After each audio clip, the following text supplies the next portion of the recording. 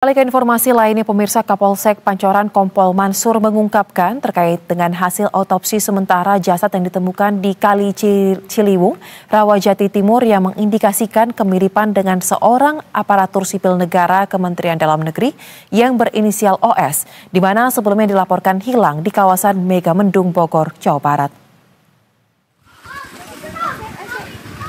Polisi menyebut jasad yang saat ini ditemukan tanpa busana dan dalam kondisi bagian tubuh tidak lengkap, memiliki tanda fisik seperti tahi lalat di bagian bawah mata dan dagu, serta jenggot yang masih tersisa. Meski keluarga sudah menyatakan adanya kemiripan, namun pihak kepolisian masih menunggu hasil tes DNA dari Rumah Sakit Polri Kramat Jati untuk memastikan identitas korban secara detail. KTP Pak Ujang nggak?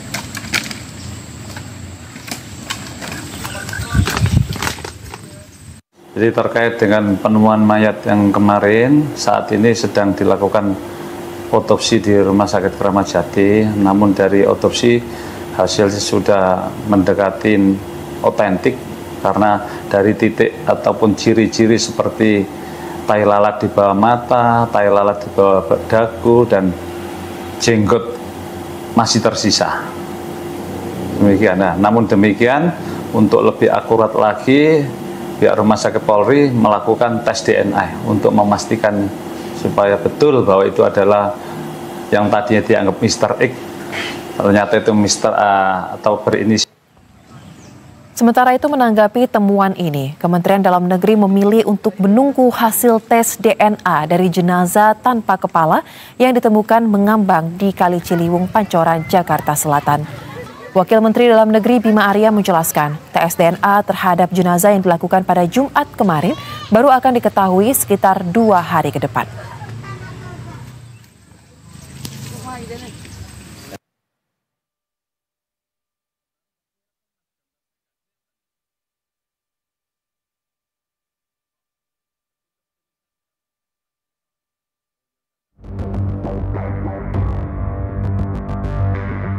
Sebelumnya, pemirsa, pada Rabu lalu jasad pria ditemukan mengambang di Kali Ciliwung. Penemuan ini pun menggegerkan warga sekitar karena kondisi jasad pada saat ditemukan tanpa kepala.